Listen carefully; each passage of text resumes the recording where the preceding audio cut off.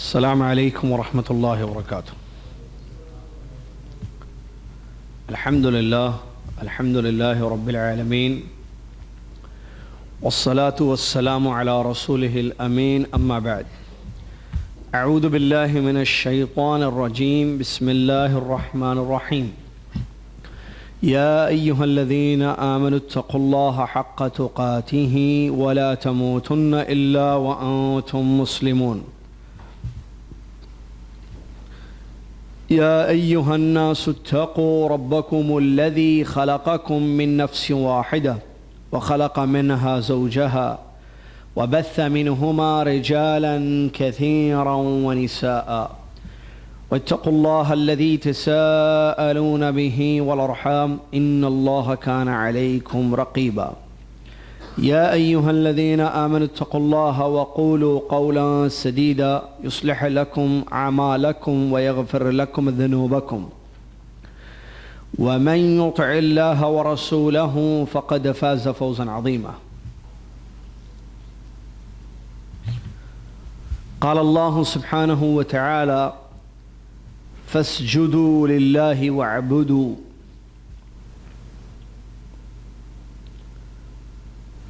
تمام تعریفیں، ہر قسم کی بڑائی، کبریائی، نعمتوں پر شکر اللہ وحدہ لا شریک کے لیے ہے، جس اللہ تبارک و تعالیٰ نے ہم لوگوں کو دنیا میں پیدا کیا، پھر ہمارے سامنے زندگی کا مقصد رکھا اور انبیاء کی بعثت کر کے کتابوں کو نازل فرما کر بندوں پر اس نے اپنی حجت قائم کر دی، تاکہ قیامت کے دن کوئی یہ نہ کہہ سکے کہ میرے پاس کوئی ڈرانے والا نہیں آیا تھا۔ ہدایت اور گمراہی کا وہ مالک ہے، جس کو چاہے ہدایت دیتا ہے اور جس کو چاہے گمراہ کر دیتا ہے۔ ہر چیز کا مالک ہے، اس نے جو چاہا وہ ہوا اور اس نے جو نہ چاہا وہ نہیں ہوا۔ سبحان اللہ و بحمدہ سبحان اللہ العظیم۔ اس کے بعد ان گنت یعنی بہت زیادہ بے شمار درود و سلام ہو اللہ کے آخری نبی محمد الرسول اللہ صلی اللہ علیہ وسلم کی ذات گرامی پر۔ اللہم صلی علی محمد وعلی آل محمد کما صلیت علی ابراہیم وعلی آل ابراہیم انک حمید مجید۔ اللہم بارک علی محمد وعلی آل محمد کما بارکت علی ابراہیم وعلی آل ابراہیم انک حمید مجید۔ مکہ مکرمہ میں اللہ کے نبی محمد صلی اللہ علیہ وسلم کو جب کھلم کھلا دعوت کا حکم ملا تو نبی علیہ السلام نے دعوت دینی شروع کی، اور الحمدللہ بہت سارے لوگ آپ کی دعوت سے اسلام میں داخل ہوئے۔ اور یہ بات واضح ہونی چاہیے، یہ بات ہم کو سمجھنی چاہیے کہ مشرکین مکہ قریش کو پیارے نبی علیہ السلام کی ذات سے دشمنی نہیں تھی، نہ خاندان سے دشمنی تھی، نہ آپ صلی اللہ علیہ وسلم کی کسی اور بات سے، بلکہ دشمنی اور نفرت کی بنیاد صرف ایک ہی بات تھی، اور وہ ہے پیارے نبی علیہ السلام کی دعوت۔ یہ ان کو پسند نہیں تھی، جیسا کہ ہم نے صفا پہاڑ کا واز بھی بتایا آپ کو، کس طریقے سے جو ہے ابو لہب کھڑا ہوا اور اس نے جو کچھ کہا، اور اس سے پہلے بھی جو کچھ اس نے کہا تھا۔ تو یہ دشمنی کا آغاز تھا، ابتدا تھی، اور آگے بہت ساری سازشیں انہوں نے کی، بہت سارا کچھ کیا، اور ان سب کے پیچھے وجہ صرف یہ تھی کہ آپ صلی اللہ علیہ وسلم جو سچا دین لے کر اللہ کی طرف سے آئے اور سچے دین کی دعوت دیتے تھے، اس سے نفرت تھی۔ گویا دوسرے الفاظ میں یہ کہیں توحید سے دشمنی، توحید سے نفرت۔ کس کو؟ قریش کو، مشرکین مکہ. کیوں؟ اس لیے کہ بات واضح ہے، وہ لوگ جس دین پر تھے وہ شرکیہ دین تھا، توحید نہیں تھی. وہ لوگ جس دین پر تھے وہ شرک تھا، توحید نہیں تھی. توحید کیا ہے اور شرک کیا ہے؟ توحید یہ ہے کہ انسان اپنے سارے کام ایک اللہ کے واسطے کرے. ایسے بولیں، انسان اپنے سارے کام ایک اللہ کے واسطے کرے، یہ ہے توحید. مختصر یاد رکھنا ہو تو کیا مطلب اپنے سارے کام ایک اللہ کے واسطے کریں؟ عبادت کرتا ہے، وہ عمل کرتا ہے، ٹھیک ہے، تو اپنے سارے اعمال، اپنی ساری عبادتیں ایک اللہ کے لیے خالص کرے. وہ نماز پڑھے تو صرف اللہ کے لیے پڑھے، وہ سجدہ کرے تو صرف اللہ کا کرے، وہ مانگے تو صرف اللہ سے مانگے، نفع و نقصان کا مالک سمجھے تو صرف ایک اللہ کو سمجھے، وغیرہ وغیرہ. کوئی بھی کار خیر، کوئی بھی عمل کرے اپنی زندگی میں تو اپنے اعمال کو، اپنی عبادتوں کو، اپنی بندگیوں کو خالص ایک اللہ تبارک و تعالیٰ کے لیے کر دے. یہی ہے توحید. دوسرے الفاظ میں ایک اللہ کی عبادت کرنا اور اس کے ساتھ کسی کو شریک نہیں کرنا. ٹھیک ہے، تو یہ توحید ہے. اس کے اپوزٹ شرک. اور شرک کیا ہے؟ کہ اللہ رب العالمین کی ذات یا اس کی عبادتوں میں کسی کو شریک کرنا. یا اہل علم نے جو بہت اچھی عربی میں کتابوں میں تعریف یا ڈیفینیشن بیان کیا ہے شرک کا، صرف شیء من انواع العبادت لغیر اللہ. یہ علماء کی تعریف ہے. تعریف، ڈیفینیشن، عبادت کی اقسام میں سے، ٹائپس آف ورشپ میں سے، عبادت کی قسموں میں سے کسی ایک قسم کو غیر اللہ کے لیے کرنا یا غیر اللہ کے لیے پھیرنا، یہ کیا ہے؟ شرک. پیارے نبی علیہ الصلوۃ والسلام کی دعوت توحید سے مشرکین کو نفرت تھی اور ان کا طریقہ شرک تھا. اب جب بات مشرکین مکہ کی آ رہی ہے تو ایک حقیقت بھی سنتے چلیں کہ وہ اللہ کا انکار نہیں کرتے تھے، کہ وہ ایک اللہ کے خالق ہونے کے منکر نہیں تھے، وہ ایک اللہ کے رازق ہونے کا انکار نہیں کرتے تھے، نفع و نقصان کا مالک اکیلا اللہ ہے اس کا بھی انکار نہیں کرتے تھے، مصیبتیں پریشانیاں اللہ دور کرتا ہے یہ بھی مانتے تھے. حقیقت کیا؟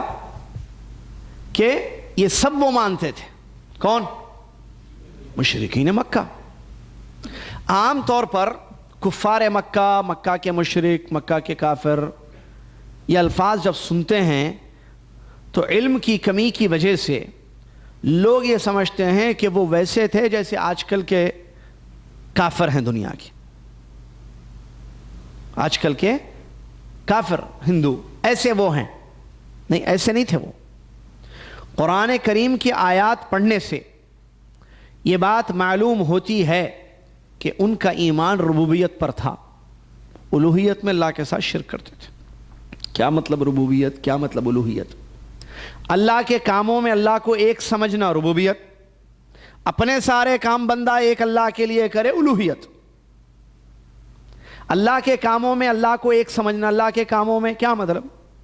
اللہ رب ہے، اللہ کھلاتا ہے، اللہ پلاتا ہے، اللہ بارش برساتا ہے، اللہ نے پیدا کیا، اللہ روزی دیتا ہے، نفع اور نقصان کا وہی مالک ہے، اسی کی مشیت چلتی ہے، اسی کا ارادہ چلتا ہے دنیا میں، وغیرہ وغیرہ. اللہ کے کام، زندہ کرنا، موت دینا، بارش برسانا، موسموں کو بدلنا، رات کو لانا، دن کو لانا، ہر چیز کو پیدا کرنا، روزی دینا وغیرہ، یہ کیا ہے؟ کام ہے اللہ کے، افعال اللہ.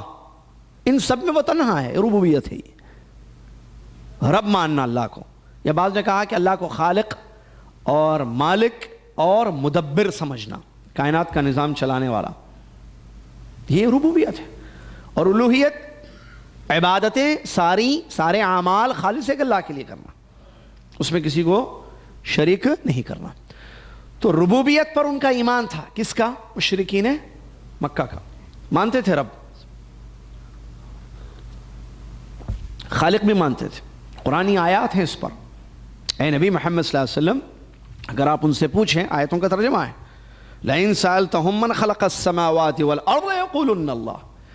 اے نبی محمد صلی اللہ علیہ وسلم اگر آپ ان مکہ کے کافروں سے یہ سوال کریں کہ آسمان و زمین کو کس نے پیدا کیا، کیا کہتے تھے؟ ایک اللہ نے پیدا کیا۔ رزق کا مالک کون ہے؟ کہتے تھے ایک اللہ ہے۔ بادشاہت کس کی ہے دنیا میں؟ ہر چیز کی بادشاہت کس کے ہاتھ میں ہے؟ کون ہے اصل بادشاہ، حقیقی بادشاہ؟ مکہ کا کافر کہتا تھا ایک اللہ۔ نفع و نقصان ایک اللہ، بلکہ آیتوں میں یہاں تک بتایا گیا کہ مصیبت کے وقت، مشکل کے وقت ایک اللہ کو مکہ کا کافر پکارتا تھا۔ اللہ اکبر۔ یہ ہمارے نبی صلی اللہ علیہ وسلم کو بھی معلوم تھا۔ یہ قرآن کی آیت اس کی دلیل ہے کہ مشکل وقت، مصیبت کے وقت مکہ کا کافر ایک اللہ کو پکارتا ہے، مکہ کا مشرک۔ اللہ تبارک و تعالیٰ نے فرمایا فَإِذَا رَكِبُوا فِي الْفُلْكِ، جب یہ لوگ فلک میں سوار ہوتے، کشتی میں، سمندر کی کشتیوں میں یہ سوار ہوتے، دعوا اللہ مخلصین لہ الدین، یہ اللہ کو اخلاص کے ساتھ پکارتے تھے۔ فَلَمَّا نَجَّاهُمْ إِلَى الْبَرِّ، تو جب اللہ نے بر کی طرف نجات دی، خشکی پر پہنچا دیا، اذا ہم یشرکون، یہ اللہ کے ساتھ شرک کرتے تھے۔ عجیب، کیا ہے یہ آیت ہے، یہ قرآن کی، یہ ترجمہ ہے۔ مطلب کیا ہے؟ کشتیوں پر جب سوار ہوتے، کشتی کہاں؟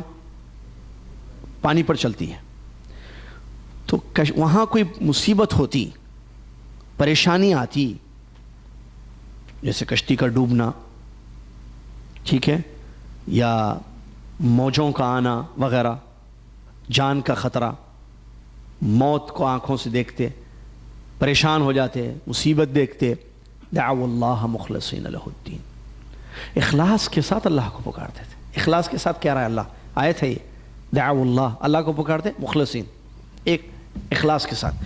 مطلب اس کا یہ ہے کہ اللہ تو ہی بچا سکتا ہے اور کوئی نہیں بچا سکتا، ایسا پکارتے تھے۔ وہاں ان کے معبودان باطل ان کو یاد نہیں آتے، کن کو؟ مشرکین کا مکہ کو۔ اللہ اکبر۔ معبودان باطل یاد نہیں آتے، صرف ایک اللہ یاد آتا، کیونکہ ان کو معلوم تھا کہ ہمیں بچانے والا ایک اللہ ہے۔ ان کو معلوم تھا، ان کا ایمان تھا کہ نجات صرف اللہ کے ہاتھ میں ہے۔ پکارتے تھے، اسی لیے پکارتے تھے وہ لوگ، کس کو؟ اللہ کو۔ پھر جب اللہ ان کی دعا سن کر ان کو نجات دیتا، بر خشکی پر پہنچا دیتا، اذا ہم یشرکون، اللہ کے ساتھ شرک کرتے تھے۔ اسی آیت اور دیگر آیتوں کی روشنی میں اہل علم نے اس بات کو بیان فرمایا ہے، جنہوں نے توحید پر کتابیں لکھی ہیں، مشرکین کا شرک شدت اور تکلیف کے وقت نہیں تھا، خوشحالی میں وہ اللہ کے ساتھ شرک کرتے تھے۔ یہ اہم پوائنٹ ہے کہ کشف الشبہات میں اور کتاب التوحید وغیرہ کی جو بھی توحید کی کتابیں اس میں لکھا گیا ہے، ان کا شرک مصیبت کے وقت نہیں تھا، مصیبت کے وقت عبادت اللہ کی کرتے تھے، مصیبت ٹل جاتی اللہ کی عبادت میں غیروں کو شریک کرتے تھے، تو مشرک کہلائے گئے نا۔ لا الہ الا اللہ نہیں پڑھے، قائل نہیں تھے لا الہ الا اللہ کے، محمد الرسول اللہ کے، نہ اللہ کو سچا معبود مانتے تھے، نہ محمد صلی اللہ علیہ وسلم کو اللہ کا رسول مانتے تھے، لیکن عقیدہ ان کا شرک تھا اس میں۔ قرآن میں دوسری مثال بھی ملتی ہے، جانوروں کے ذبح، جو کہ ایک عبادت ہے۔ جانوروں کو ذبح کرنا عبادت ہے یا نہیں ہے؟ عبادت ہے۔ یہ لوگ کیا کرتے تھے؟ جانوروں کو جو ذبح کرتے تھے تو اس کے دو حصے کرتے تھے جانوروں کے، ایک اللہ کے لیے، ایک غیر اللہ کے لیے، اللہ کے شریکوں کے لیے، دونوں چیز تھی۔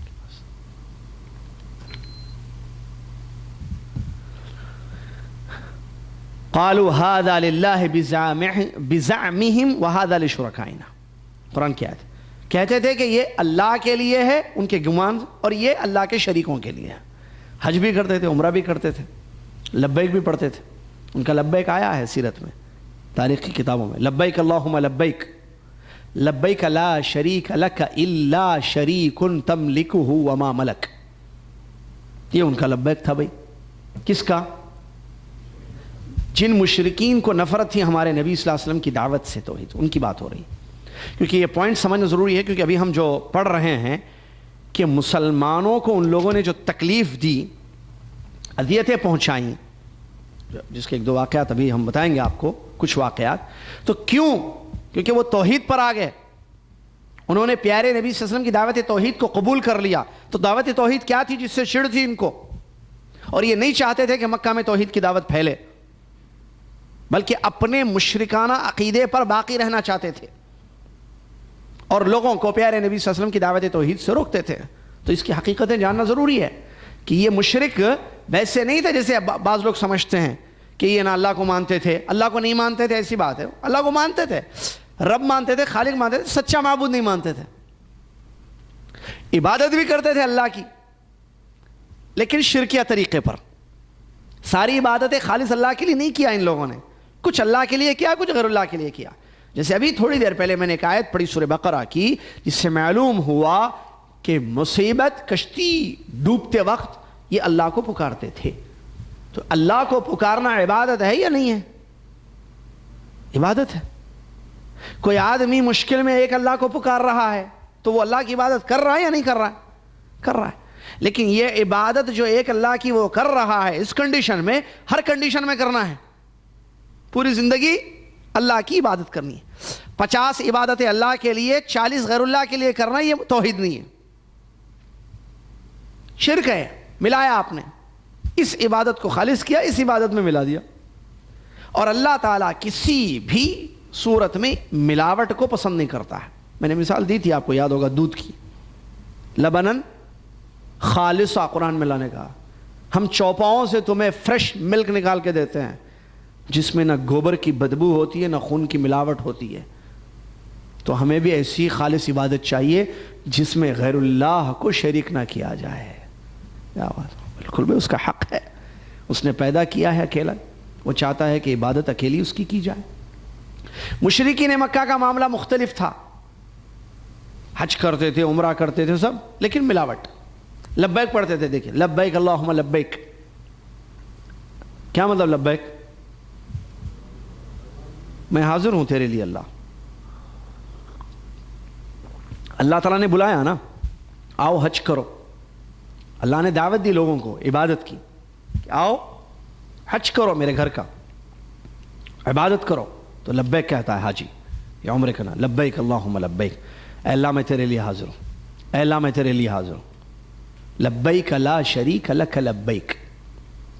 دیکھیے مکہ کا کافر یہاں یہ بھی بولتا تھا، لا شریک لک لبیک. اے اللہ تیرا کوئی شریک نہیں ہے، کوئی شریک پارٹنر، تیرا کوئی شریک نہیں ہے. الا سوائے، شریک تملکہ وما ملک، سوائے ان کے جن کو تو نے شریک بنا لیا ہے اور ان کو جو اختیارات دیے ہیں ان کا بھی تو ہی مالک ہے. پریشانیاں دور کرنا وغیرہ وغیرہ، جو بھی اختیارات دیے ہیں تو نے، شفا دینا، اولاد دینا، رزق دینا، فلاں فلاں فلاں فلاں، کچھ بھی، ان کا بھی حقیقی مالک تو ہی ہے. ایسے پڑھتے تھے وہ لوگ. ہمارے نبی علیہ السلام نے جو ہمیں سکھایا اس میں یہ ملاوٹ نہیں ہے. الا شریک تملکہ وما ملک. طواف کرتے تھے بھائی، حج کرتے تھے، نہیں کرتے تھے؟ کرتے تھے. آپ حج پڑھیں تو معلوم ہوگا، تاریخ کا مطالعہ کریں. مزدلفہ سے نکلتے تھے مینا کب؟ جب سورج نکل جاتا تھا. واقعہ ہے. کہتے تھے اشرق صغیر کیما نغیر، اشرق صغیر کیما نغیر. اے پہاڑ سورج کو نکال، صغیر پہاڑ کا نام تھا. اے صغیر پہاڑ سورج کو نکال تاکہ ہم بھی مینا کے لیے جائیں کنگریاں مارنے. ہمارے نبی صلی اللہ علیہ وسلم کی سنت کیا ہے؟ حج طلوع سے پہلے، سورج نکلنے سے پہلے مزدلفہ سے نکلنا، فجر کے بعد دعاؤں میں شریک ہونا، مشعر حرام کے پاس اور سورج نکلنے سے پہلے جب تھوڑی سی روشنی آ جائے اس وقت مزدلفہ سے مینا کی طرف روانگی، یہ سنت ہے پیارے نبی صلی اللہ علیہ وسلم. ٹھیک ہے؟ تو یہ وہ مشرک تھے جن کو ہمارے نبی علیہ السلام کی اس لا الہ الا اللہ سے نفرت تھی. اسی لیے ان لوگوں نے کہا تھا اجعل الالہۃ الہا واحدا ان ھذا لشیء عجاب. کیا محمد صلی اللہ علیہ وسلم نے بہت سارے معبودوں کو ایک کر دیا ہے؟ یہ تو بڑی عجیب بات ہے کہ ایک معبود ہے سچا، یعنی کسی اور کی عبادت نہیں، ساری عبادتیں ایک اللہ کے لیے کریں گے.